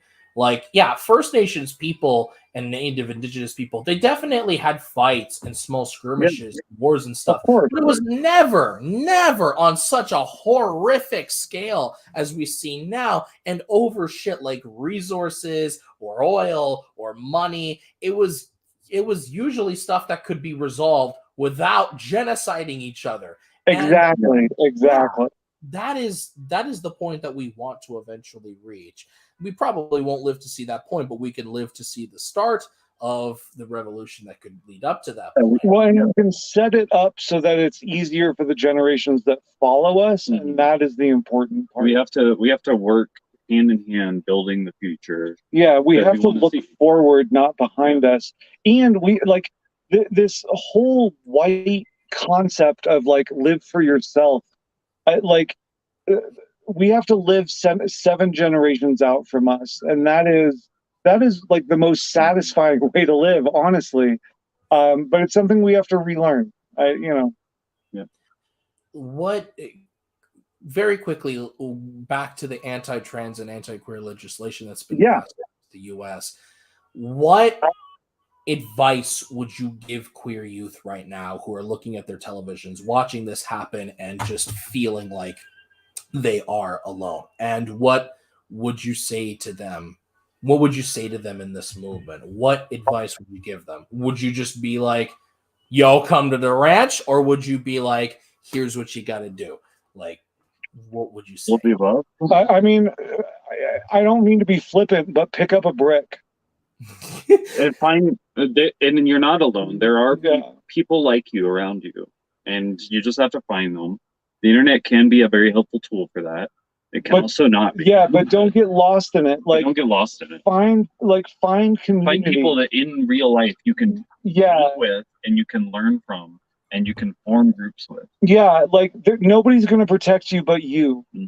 Your parents, like, if your parents love you, hell yeah, talk to them about this. Get people around you that love you and move forward, because it's for us to make this world better. Nobody's going to come save you. And I'm sorry. Yeah. I'm sorry that we failed. I'm sorry that nobody's coming in to swoop in and help. But pick up a brick. It's time. A lot of people would be scared to do that because they're like, oh, my life will be upended by the state if I pick up a brick. It's criminal record. It's already happening. The state is already upending your life. Pick up a brick. Yeah, our lives are already being threatened. It's we can no longer wait at this point. There is nothing wrong with you. There is nothing wrong with you. Pick up a brick and show the world that there's nothing wrong with you, and they got to stop saying that there's something fucking wrong with you. I agree. I totally agree. Yeah, pick up a brick. Pick up a brick at this point. And better yet, find groups of people who are willing to pick up similar bricks. Don't even need to be from the one same brick. state. 30. Yeah, exactly. Yeah, 30 bricks hurts more than one brick. Also, that feeling in the pit of your stomach that all cops are bastards, that's totally dead on. Yeah, it is, because the cops at the end of the day, I was gonna say a while ago, at the end of the day, I've been trying to show people for a long time, like in my own life, that the only purpose that the police force has is to uphold the will of the state and facilitate the transition from capitalism to fascism. Now, cops are here to serve and protect. Well, here's a good rebuttal to that. That law that was passed in Texas, the one that says, hey, if you support your trans children, you're going to jail and your kid's going to be taken away from you. Guess who's going to have to carry out that law? The cops. Now, and guess who will? Guess who will happily. And guess what? They'll come to your door, and if they feel a minor bit of guilt, they'll say something like, I'm just doing my job. No. And then they'll shoot your job. Doing your job. Fuck your job. I'm just doing my job is the defense. You know what? I haven't heard a defense like that since the fucking Nuremberg trial. Right? Yeah. Right. But I guess it's a valid defense now. No. And keep in mind that these kids live in America, right? America constantly televises the crimes of other authoritarian regimes, right? And they'll be like, oh, look at the police here removing protesters from the front and brutalizing them and sending them to jail. And look at Chechnya rounding up innocent gay people and sending them to camps. Look at the police. Look how shameful they are for carrying out this action. Or don't you hate them? You hate them. But when it comes to cops in your own country, no, they're here to serve and protect. Blue lives are Nah, a thing fuck that matters. Yeah, fuck that. Fuck Yeah. that. They are all the fucking same. Pick up a Yeah. brick. The cops are not your friends. And Exactly. I promise you, they're going to come to your door and they're going to, maybe if they have some sense in them, say, I'm just doing my job, because they don't want to admit that they're helping facilitate basically what's going to be a trans genocide. And they don't want to admit that to themselves. No. If you put your job over your humanity, fuck you. Plain and simple. Your job is bad enough when you're not putting it over your humanity. It's fucking terrible, man. So, yeah, distrust the state. The state doesn't give a fuck about you. Trans rights are human rights. And all this kind of shit is just, you know, we can no longer afford to be squabbling amongst one another. The queer community has to get its act together as fast as possible. Well, no longer. Even in a non, like, you know, like I would phrase that as like, capitalism has done you wrong. You have not been taught the building blocks for community that you were supposed to have been taught. And so it is up to you to go find those lessons, to find community, to find other people around you and build something amazing. And you are 1000% capable of it. Don't let people scare you away from community. It's important. You know what you're about. Go find like-minded people and build something incredible. You can. Everybody can. That's all the movements ever happen is people like us. Yep. Normal people taking those steps. Yep. Yeah. These steps must be taken in order to achieve real liberty. And even though it seems dangerous and it seems very, very frightening, sitting around and doing nothing will lead to even worse consequences. It means that your life will be taken at some point or will be upended at some point. So inaction can't be fucking even considered. And don't even listen to the words of cis straight people who sit behind screens or their fucking phones and they tweet out or put out videos like, we support you, we're so sorry, it gets better, we're gonna fight this, fight hate with love, and meanwhile Fight hate with brick. yeah, help me. You want to help me? Fucking drive me to the nearest Home Depot. I need to make a supply drop real quick. Like that shit, that pisses me off so much whenever we're told to remain civil when our rights are being taken away. Yeah. As if it was all just peaceful in the first place. Right. None of this was fucking peaceful in the first place. Mm-hmm. We have not reached the end of history, not by a fucking long shot. Nor the pinnacle. Nor the pinnacle of it. Nor the fucking pinnacle of it. I want to know from you guys, what is the number one problem that exists within what is the number one obstacle to trans liberation that must be addressed first and foremost? I know it's probably capitalism, but what advice should trans people seek right now? What would you give them in terms of like how to overcome certain things within the community that hold them back? Like, for example, I know the community turns on itself quite a lot. You know, someone like J.K. Rowling can just come in and turn, you know, thousands of people against trans people, and trans people can be what? Sorry? Knowing, getting rid of gatekeeping inside of our own community opens doors to where we can all communicate with each other on a humanistic level and not a Twitter leftist level. There is no gate. If you're trans and you feel trans, if you're queer and you feel queer, that's all that fucking matters. Don't feel inadequate because of Twitter or Facebook or what some cis person lays down as the biological blah, blah, blah. Fuck all of that. You know who you are. You do. You really, really fucking do. And just move forward. Don't let other people steal your light because you are unique and amazing inside of yourself, and you are full of potential. Just don't let other people steal that fucking thunder from you. Like, the gatekeeping inside of the community is the number one poison that causes derision that doesn't have to fucking be there. We are all marginalized for who we are, and we can move forward together without all the labels and the bullshit. Have solidarity instead of making it a fucking pissing contest. Stand with those around you. Like, just because you've had it harder or whatever, it doesn't mean that others aren't going through it. It's all completely relative, and you do not have control of somebody else's experience. Listen and love. Like, that is, you know, the gatekeeping is too much. Like, that's something we don't tolerate up here. And learn from history, learn from those movements in the past, where they went wrong, where you may do better, and like apply those lessons with that framework of mind of solidarity with each other and never like trying to make it a pissing contest. A pissing contest. That kind of is like what we see right now.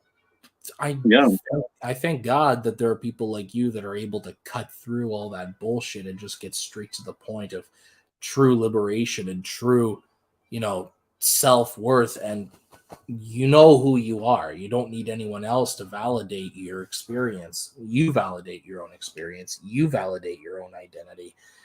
You guys are my heroes, man. You guys are just everything I want out of this community that I just felt abandoned me and so many of my friends and people like me, and just left us with nothing but aesthetics and catchy slogans in the face of our rights being taken away.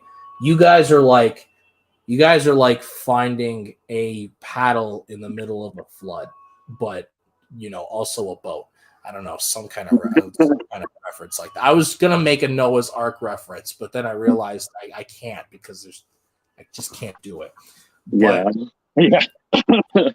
a lot of us grew up in very fundamentalist homes, so good choice. Don't worry, I'm not of the faith. I just like making jokes about that kind of shit because it's just insane. But like, you guys genuinely are heroes to so many people, and I beg you to just not only not stop what you're doing, but I suggest you guys turn up the heat. Like, I suggest you guys you keep going, you put the pedal to the metal, you guys expand, you guys get on every like platform possible, you know. And I wanted to ask you guys, would you guys be open to more interviews in the future, like whenever? Just hit me up. You have you're in my DMs on Twitter. Just hit me up there. That's good. We check in with us. It's fine. That's amazing. Let me just say, it's been an honor and a privilege to have you guys on the podcast. And we did go technically past our time limit, but it doesn't matter too much because you guys are absolutely astounding. And I am willing to go above and beyond for y'all because you have gone above and beyond for other people. So I want to give you guys this opportunity. First, tell the people where they can find y'all, what social medias you got, what projects you would like people to know about. Tell them where they can find you, you know, go nuts. Sure. So we're on Twitter at Tenacious Ranch. We're on Instagram at Tenacious Unicorn Ranch. We're on Facebook as Tenacious Unicorn Ranch.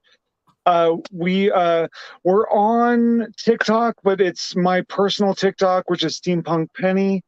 So if you want to learn more about the ranch, go to tenaciousunicornranch.com. There's a list of all the media. There's all of our media appearances and a little blurb about everybody on there.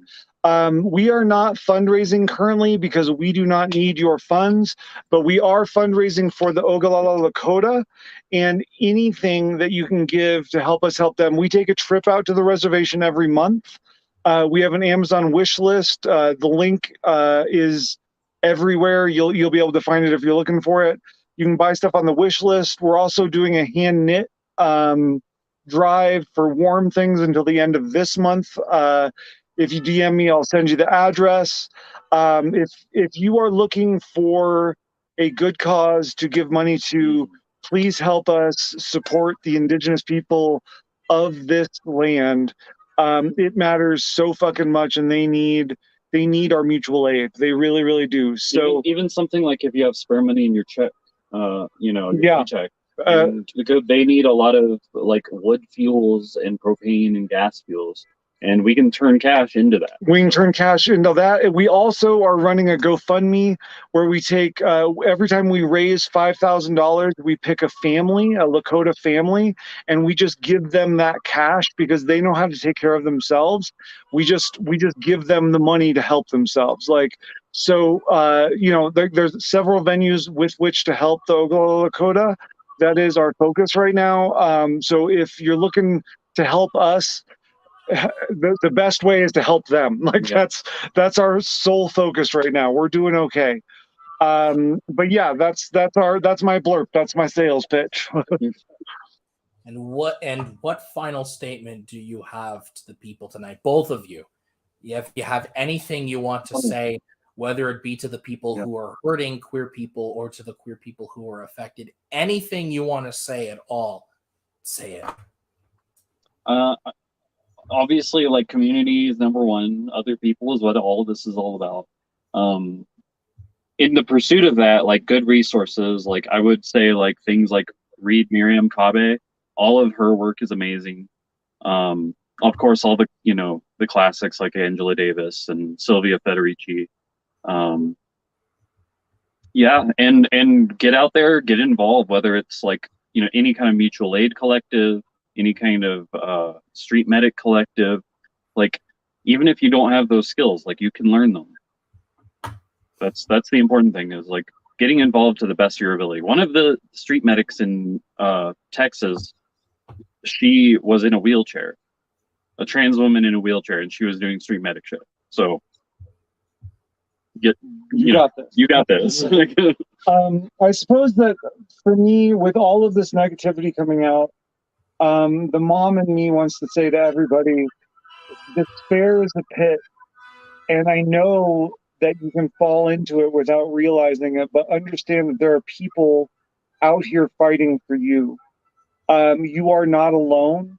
You are loved, and it may not get better, but the fight will get louder, and we will all participate in it. Show up.